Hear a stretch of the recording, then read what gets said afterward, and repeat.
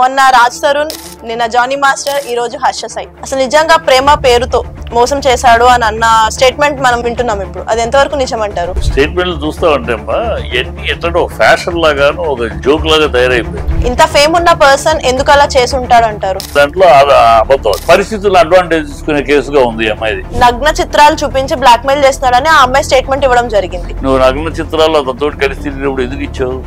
ఎవడో బలవంతంగా ఫోటోలు తీశాడు, సీక్రెట్ గా నిన్ను ఫోటోలు తీశాడు అంటే నేను ఐ కెన్ అండర్స్టాండ్. కాదే, మీరిద్దరు కలిసి ఉంటుగా ఫోటోలు. ఆడపిల్ల ఇవాళ సొసైటీలో మగపిల్లాడు ఎంత దారుణంగా ఆడపిల్లని ట్రాప్ చేసి మోసం చేస్తున్నాడో, ఆడపిల్ల కూడా అలాగే మగవాళ్ళని ట్రాప్ చేసి చేస్తాడు. ఇవాళ సొసైటీ ఆ స్థాయిలో ఉంది.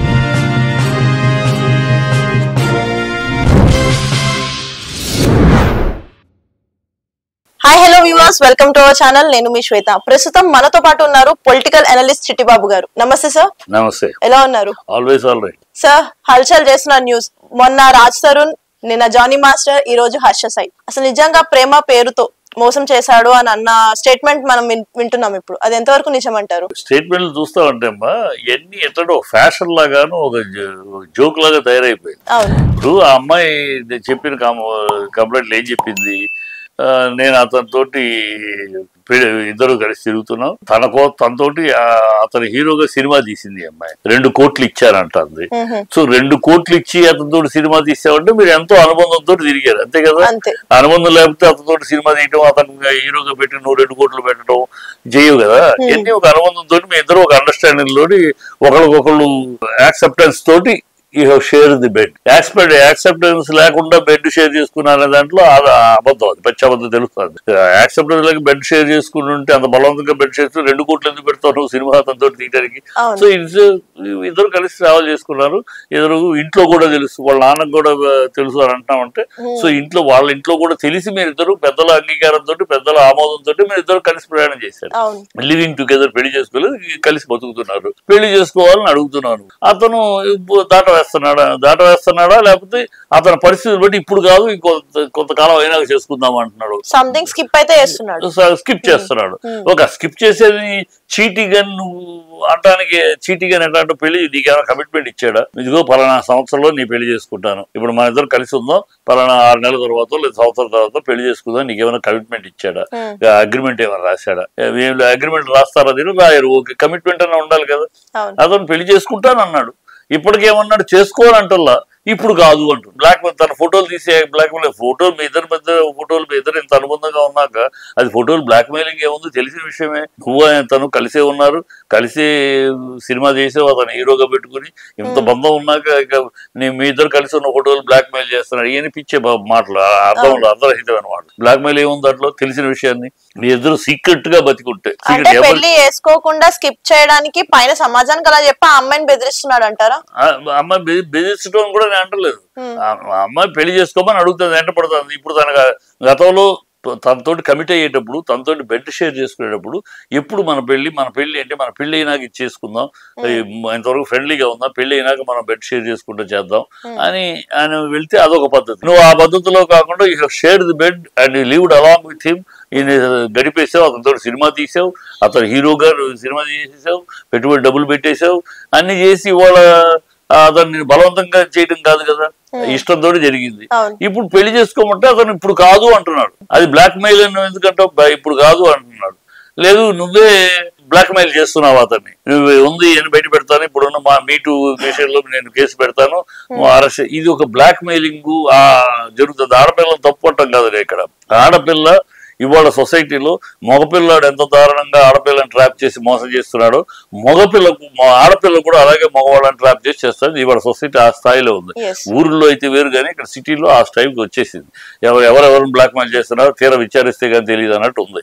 సో కనుక ఇప్పుడు నువ్వు బ్లాక్ మెయిల్ చేస్తున్నావా, నన్ను పెళ్లి చేసుకుంటావా, లేకపోతే నేను ఇది బయట పెడతాను బ్లాక్ మెయిల్ చేస్తున్నావా, అతను నేను బ్లాక్ మెయిల్ తేలాల్సి ఉంది.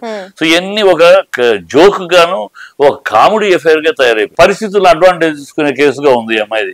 హరీష్ అవుతుంది, అతను అడ్వాంటేజ్ పరిస్థితి అంటే బ్లాక్ మెయిల్ ఈఎంఐ చేస్తాను, ఆరు చేయటం కాదు నా దృష్టిలో. ఈఎంఐ బ్లాక్ మెయిల్ చేస్తాను, నీ మీద ఇప్పుడు డబ్బులు పెట్టండి, సినిమాకు పెట్టిందా, ఆ సినిమా పెట్టిన డబ్బులు తిరిగి ఇస్తానన్నాడా, లేదు సినిమా డబ్బులు నీ మీద పెట్టిన డబ్బులు పోయింది కనుక డబ్బులు నాకు ఏర్పాటు చేయమని అడిగిందా, ఏమి జరిగిందో ఈ తతంగం 2 కోట్లు ఇవ్వటం వాళ్ళ నాన్నకు కూడా తెలుసు అంటాం. సో వాళ్ళ నాన్నకు కూడా తెలిసి నువ్వు 2 కోట్లు ఇచ్చాడు, వాళ్ళ నాన్నకు కూడా తెలిసి నేను ఇద్దరు కలిసి చేయించాను కదా. కానీ ఒక యూట్యూబర్ అయి ఉండి మంచి ఇన్కమ్ సంపాదిస్తున్న అబ్బాయి ఆ అమ్మాయి దగ్గర నిజంగా 2 కోట్లు తీసుకున్నాడంటే ఇది నిజం అంటారా ఫేక్ అంటారా? నిజం అయి ఉండొచ్చు అమ్మా. సినిమా తీసింది అమ్మాయి, ఇతను హీరోగా అమ్మాయి సినిమా తీసింది. ఓకే, సినిమాకి పెట్టి ఉండొచ్చు. నేను నమ్మి నీ మీద హీరోగా పెట్టినప్పుడు నష్టపోయింది, ఆ సినిమా డబ్బు లేదు. సో డబ్బులు పోయింది, కానీ డబ్బులు పోయినా నీ మీద పెట్టా నువ్వు నాకు ఇవ్వు అని అమ్మ అడగదు. నేను ఎక్కడ ఇస్తాను ఇప్పుడు, నాకు 2 కోట్లు ఎక్కడ నుంచి ఇస్తాను నేను? నువ్వు తీసావు, నేను తీయమన్నానా? లేదు ఇద్దరు అనుకునే తీసాం, తీసి పోతే దానికి ఏం చేయాలి అని ఉండొచ్చు. ఇప్పుడు అందుకని బ్లాక్ మెయిల్ చేయొచ్చు. నేను నువ్వు నాకు 2 కోట్లు ఇవ్వకపోతే నేను బజార్లో అవుతాను అని చెయ్యొచ్చు కదా. అది సో ఇప్పుడు ఈ బెట్టింగ్ యాప్ ప్రమోషన్స్ కానీ ఈ అమ్మాయి ఇష్యూ నడుస్తుంది కదా, ఒకవేళ హర్ష సాయి తరపున తప్పు ఉంది అని అంటే ఇంత ఫేమ్ ఉన్న పర్సన్ ఎందుకు అలా చేసి ఉంటాడు అంటారు?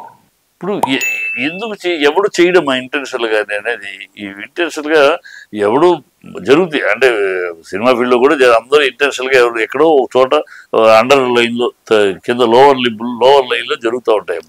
ఇదే పనిగా ఎవడు ఇంటెన్షనల్ గా చేయడు, వాడి కెరియర్ ఎవడైనా ఆలోచిస్తాడు. ఒక రొమాంటిక్ ఎమోషన్, ఒక ఆడపిల్ల మగపిల్లడి మధ్య బిట్వీన్ వాళ్ళిద్దరి మధ్య ఏర్పడే ఎమోషన్స్ ఒక్కొక్కసారి అలా బెడ్ షేరింగ్కి వెళ్తుంది, ఒక్కొక్కసారి అక్కడే ఉండి ముందు వెనక ఆలోచించే ఉంటుంది. ఆ విచక్షణ నశించినప్పుడు ముందుకెళ్తారు, ముందుకెళ్ళిపోతారు. అప్పుడు ఉన్న వేడి ఆ 3 వేరు, నీకు నేను నువ్వు నాకు అనుకుని వెళ్ళిపోతారు. ఆ తర్వాత మోహం 30 రోజులు, మోహం 3 నెలలు, ఆశ 6 నెలలని, 9 మామూలు అయిపోతుంది. అప్పుడు ఇలాంటివన్నీ బ్లాక్ మెయిలింగ్. ఎవరెవరిని బ్లాక్ మెయిల్ చేస్తే తేలాల్సి ఉంది. సో కానీ నగ్న చిత్రాలు చూపించి బ్లాక్ మెయిల్ చేస్తున్నాడని ఆ అమ్మాయి స్టేట్మెంట్ ఇవ్వడం జరిగింది. నువ్వు నగ్న చిత్రాలు అతనితో కలిసి తిరిగినప్పుడు ఎందుకు ఇచ్చావు?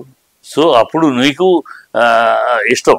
కానీ అంటే మీరు అన్నట్టు ఇందాక రొమాంటిక్ ఎమోషన్ ఏదైతే ఉందో దాంట్లో వాళ్ళు ఏం చేశారో తెలియక చేశారో తెలిసి చేసుకున్నారో ఏదైతే చేసుకున్నారు, కానీ ఇప్పుడు అదే ఫొటోస్ పట్టుకుని నన్ను బ్లాక్ మెయిల్ చేస్తున్నాడు అని చెప్పని ఆమె స్టేట్మెంట్ ఇచ్చింది. సో దాని గురించి మీరు బ్లాక్ మెయిలింగ్. ఇప్పుడు నువ్వు ఆ రోజు ఎవడో నేను బలవంతంగా ఫోటోలు తీశాడు, సీక్రెట్ గా నేను ఫోటోలు తీశాడు అంటే నేను ఐ కెన్ అండర్స్టాండ్. పాప అమ్మాయికురాలు సీక్రెట్ గా ఫోటోలు తీశారు, అమ్మాయి బ్లాక్ కాదే. మీరిద్దరు కలిసి ఉండగా ఫోటోలు, మీరిద్దరు కలిసి ఉండగా సీక్రెట్ గా తీశారని చెప్పలేదు, మీ ఇద్దరు కలిసి ఉండగా ఫోటోలు అయ్యి అంటే మీరిద్దరు కలిసి ఉండగా ఇష్టపడి ఒకళ్ళొకళ్ళు ఆనందంగా ఆ రోజు ఆనందాన్ని పంచుకుంటూ అదొక ఎక్సెంట్రిక్ గా వెళ్ళిపోయి అందుకనే సినిమా తీయటం దాకా వెళ్ళిపోయావు. అతను హీరోగా పెట్టి సినిమా తీయటం దాకా వెళ్ళిపోయావు. ఇవాళ నీకు పరిస్థితులు పెళ్లి చేసుకోమంటే అతను చేసుకోవట్లా, చేసుకోను అంటలా, స్కిప్ చేస్తున్నాడు. అతను స్కిప్ చేయడానికి కారణాలు ఏమిటో, నా చెల్లెలు పెళ్లి కావాలని ఉందో, లేకపోతే ఇంట్లో విషయాలు సమస్యలు ఉన్నాయో, ఆర్థిక సమస్యలు ఉన్నాయి, ఏవి ఉన్నాయో అన్ని అయినా కొన్నాళ్ళు చేసుకుందాం అంటున్నాడేమో. కాదు నీకు ఇప్పుడే కావాలి, నీకు 2 వేలు లేకపోతే 2 కోట్లు ఇవ్వు, ఇలాంటి కారణాలు కనపడుతున్నాయి అక్కడ. అంటే నేను పూర్తిగా ఆ అమ్మాయి తప్పు అని కూడా అంటలేదు, కానీ తేలవలసిన విషయం. నేను బ్లైండ్ గా అమ్మాయి అందరగానే వీడు దోషి, వీడి ఎదవ, వీడి అబ్బాయి కనపట్ల, అలా కనపట్ల. ఇద్దరు కలిసి ఒకళ్ళనొకళ్ళు నమ్ముకుని ఒకళ్ళొకళ్ళు క్లోజ్ గా ప్రయాణం చేశారు. అది ఇప్పుడు నీకు అడ్వాంటేజ్ గా నువ్వు వాడుకుంటే బలవంతం పెట్టి తీసాడా? నేను సీక్రెట్ గా నీ ఫోటోలు తీసాడా? కాదు కదా. మీరిద్దరు బెడ్ లో ఉండగా మీరిద్దరు తీసినప్పుడు తీసుకున్నప్పుడు సరదాగా ఎంజాయ్ చేశారు. You are also you want to see what you have done. అది ఒక ఎక్స్ట్రెసిక్ మైండ్ సెట్ కొంతమందికి ఉంటది.